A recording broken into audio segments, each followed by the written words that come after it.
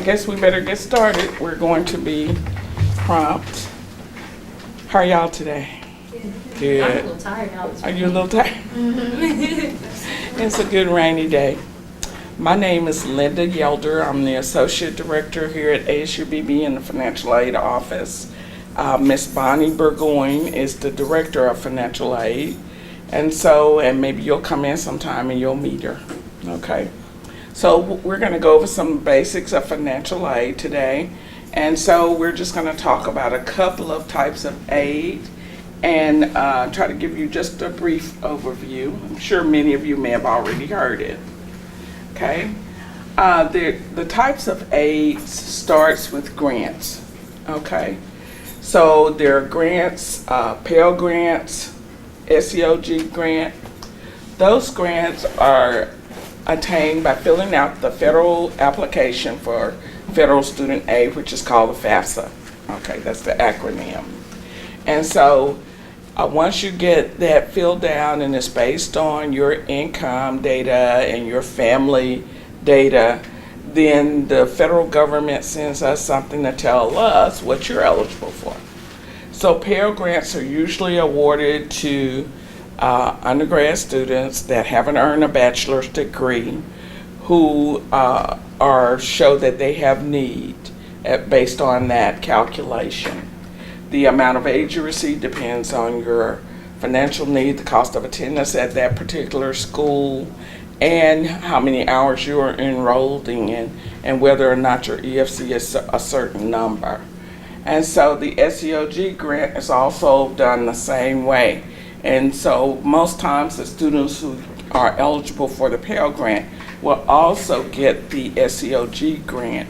But the SEOG grant monies can run out because the school is only given a certain amount by the federal government to award. So students who apply early or are Pell eligible may get this same grant as well. This academic year on the grants, the amount is $6,095 for a fully eligible student, and that's over the entire year. The SEOG here at ASU-Beebe is at $750, and that's split between semesters as well. Okay, and so also another type of aid is a scholarship. And I don't know if you've applied for the Academic Challenge Scholarship, which a lot of people call the lottery scholarship, but private scholarships from Rotary clubs, groups, churches, whatever you get your scholarship from. Academic scholarships from schools and the Department of Higher Ed, those require you to be enrolled in a certain amount of hours to maintain a certain GPA. So you have to be aware of what the criteria is in order to keep those scholarships when you get them. So just like it's seen here, some scholarships require you to write an essay, some do not.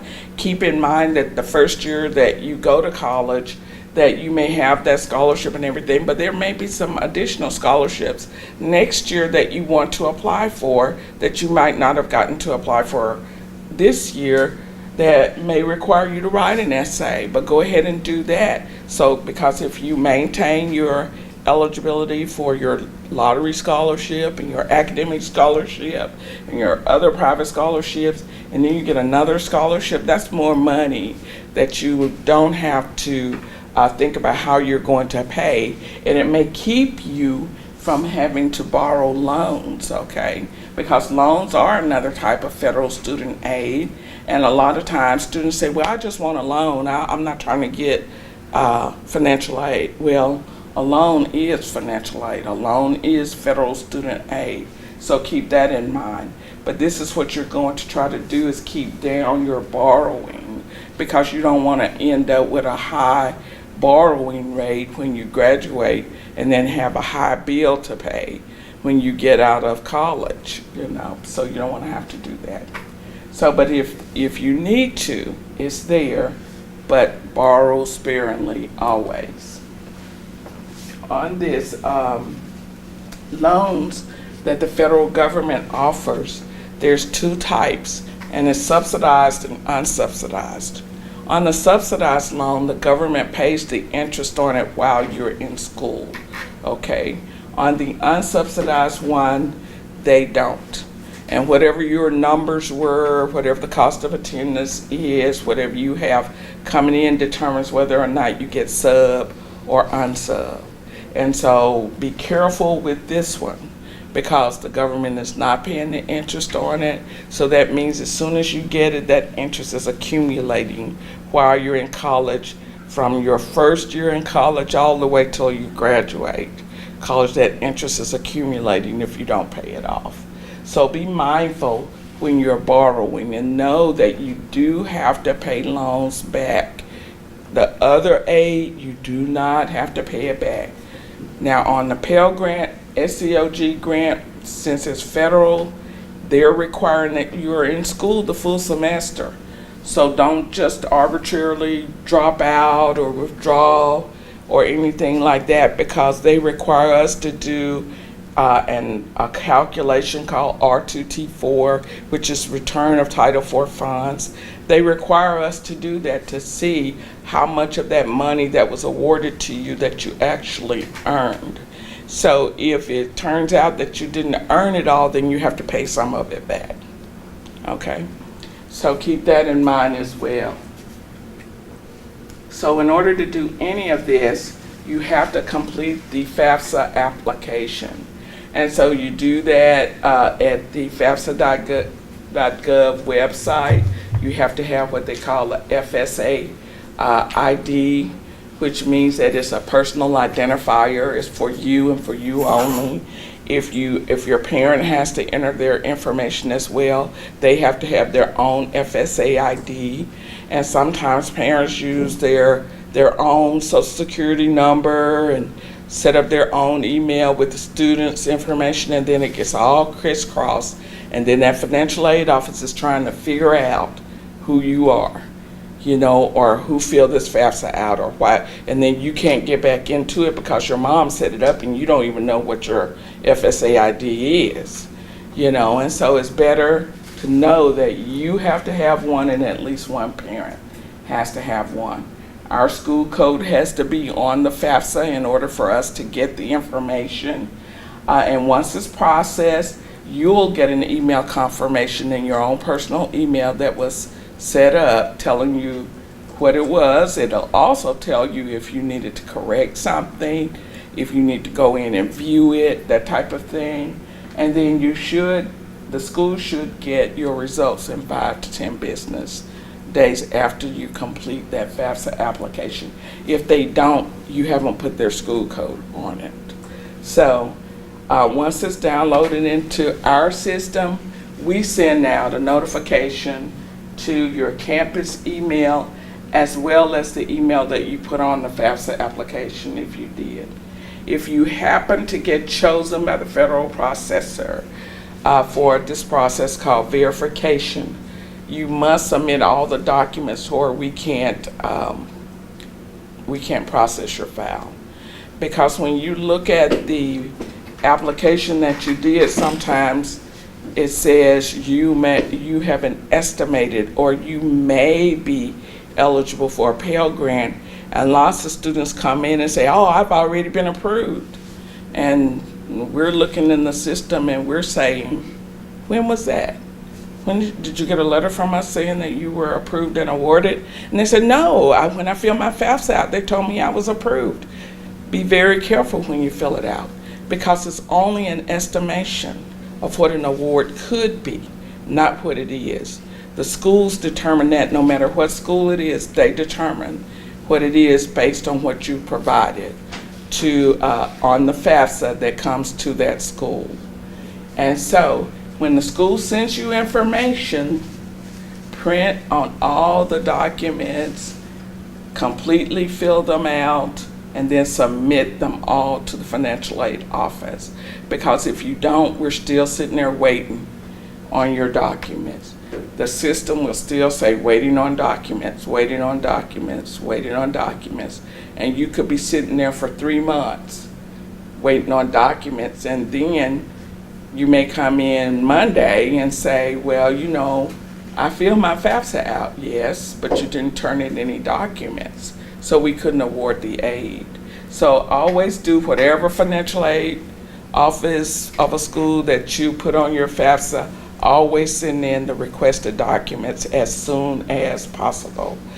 If any kind of differences or discrepancies are identified by the financial aid office staff when they get your FAFSA, when they get your documents in, then we may have to do a correction, which could delay your processing. When do you find out when it's completely finished? Like, how do they do it? I'm gonna cover that, Okay. but I'll tell you. Sorry. But we're gonna You're cover jump it. in. Oh, no, it's no problem, no problem, no problem.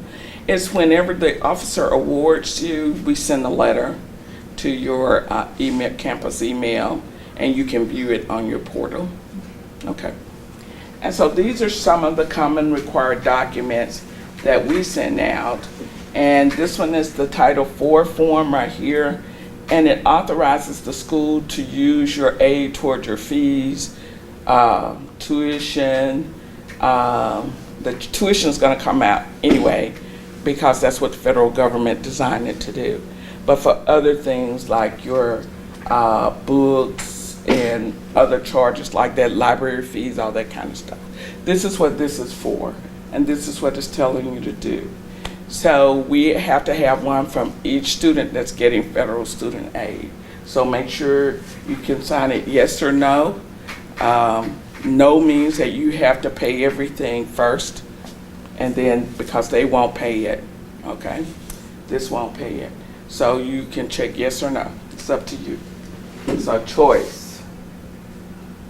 If you're requesting a student loan, we don't actively give or we don't passively give student loans to students. We require that the student request it because we don't just give you money that you're going to have to pay back at this stage, okay?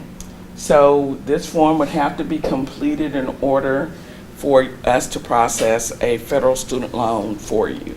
So if you want a student loan, you must complete that form and submit it to the financial aid office. Okay? And right here, the question that she was asking is once we've packaged your financial aid, you'll receive a notification via your portal or your email address, and you can see it in both areas. Okay?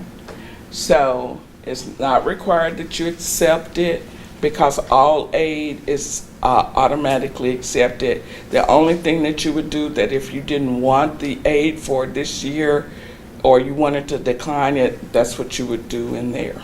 Okay? Let's go ahead and do that. Is it possible that would come after you start school? Because I'm personally Yes. trying to figure out like. Yes, it will. It will. We keep working on students. We don't have everybody awarded, and everybody's working trying to do it. And everybody's working on all the files. So we're still working files, and we'll be working files probably until December. And then we'll have spring mixed in with that because we get thousands of apps, every day, hundreds, and we have to manually do the majority of them. Okay, so when are you required to pay for your classes then? well, right now it just depends. Are you on any type of scholarship? Yes. Okay, so it's not going to do anything with yours until we finish it. But always, this is what I recommend. Although we get lots of phone calls, we recommend that if you haven't heard anything and you know that you turn your paperwork in back in June, not July, but June, because June 1st was the deadline to turn in paperwork. If you know that you've turned your paperwork in June, find out, go to the office, ask somebody what's wrong, because those are the ones that should be done, and if they're not, then we want to know, because we do have, every system has some breakdowns, but if you just turn it in the middle of July or the end of July or the 1st of August, it's going to be very difficult for yours to be done. Okay, but we can work on it. We can work on it, but we have to know because we get lists that tell us who to work. Okay, so if you're having a problem, come and ask. I'm over there. Come and ask. I don't mind answering the questions. I don't. No one does, really. They'll look it up for you to see where you're seeing. Okay? All right. If you have excess aid after all your fees, room and board, and all that are covered, the cashier will work a stipend, some people call a refund, and it can be direct deposited or however you want to get it. It's different ways of getting it. And they have put some brochures here about direct deposit and about tuition fee payments if you want to go on a payment plan. So you can pick up one of those brochures if you're interested in any of that. But that's the cashier's office part of it. And once you complete that loan certification form, it's automatically accepted in the system. But we won't process a student loan unless you've done an entrance counseling and a master promissory note. Those are required for federal student loans. So we can't let any money go on a student loan until those items are done, because that's a requirement. Okay. You'll use your FSA ID, which is the same ID for the FAFSA. You'll go to studentloans.gov to complete those two items, and it's the same. So it's the same ID to get in and fill it out.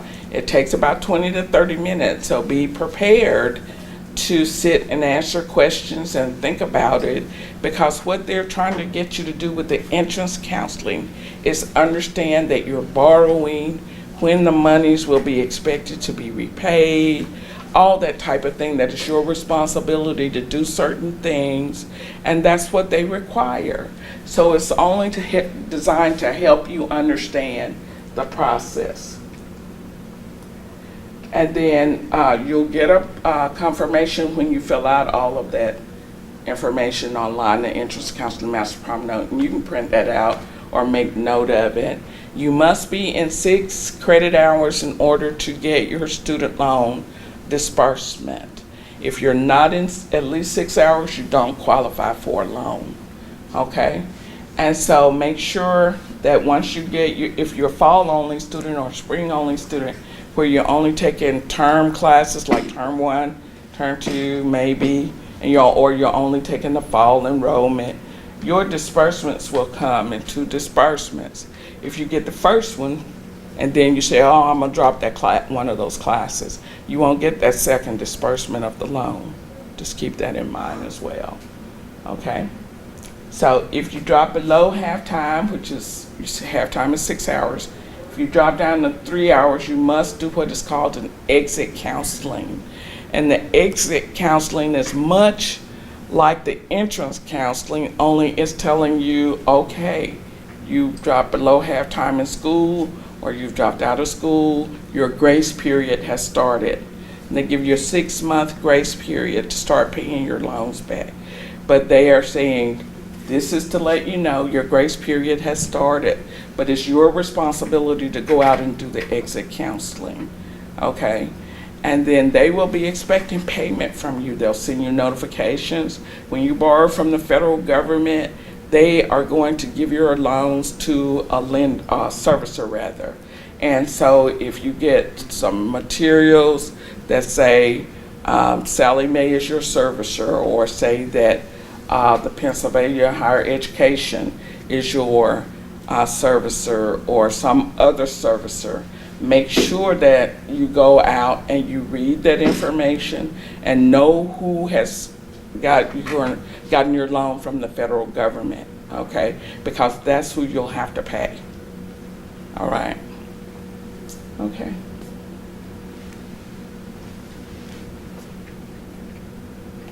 Okay, we talked about loan disbursements, 2 disbursements for each loan period. If you're a fall spring student, then you get a disbursement on the fall and a disbursement on the spring. Fall only student gets 2 disbursements. So, and these programs down here may get their disbursements later because sometimes you're only in 3 hours in one of these programs and your loan won't pay out. You know, you have to be enrolled in at least 6 hours for your loan to pay out. And sometimes when you're in these programs at different parts of the term, you're not in 6 hours. So just keep that in mind as well if you're in one of those programs. Satisfactory academic progress. When you get federal student aid, the federal government requires that we have a satisfactory academic progress policy. And right now, our policy is changing some, and effective August 20th, you must have a cumulative 2.0 GPA each semester. Okay. So we used to have a sliding scale, but now it's across the board 2.0. And so you must complete 67% of all coursework, and you must not exceed your maximum time frame to finish that program that you're doing. So if you're in the Associate of Arts or in the Associate of Science, and whether that's education or health sciences, you can't go over the maximum time frame, and you must complete 67% of the coursework. Otherwise, you'll be on a warning or a probation or suspension. So be careful about that. The SAP policy should be uploaded to the website soon, so make sure that you go out and read it and understand it and know what your responsibilities are as far as keeping your grades up and that type of thing in order to remain on financial aid. Even your scholarships require that you do certain things as well and maintain a certain GPA. So make sure you know what the criteria is so that you don't fall short, and make sure you contact the correct people when you're trying to find out what you need to do. So if you have questions about financial aid, ask the financial aid staff, you know, so that you can get the answers about that. You know, if it's academic, of course, talk with your advisor. But when it comes to your financial aid, ask the financial aid staff the questions, okay? Or some other people who have worked in financial aid, they may know. So, let's see. These are websites that have some helpful information. Everything that we tell you about financial aid, we get from this website. So it has everything about financial aid on it. The government has just about stopped making paper brochures, so we don't get to get those anymore. So you have to go to this website to look up information about financial aid. Also, this is the Arkansas Department of Higher Ed website, and that's where you can contact people about your lottery scholarship or whatever other scholarship that you have that comes from the Department of Higher Ed.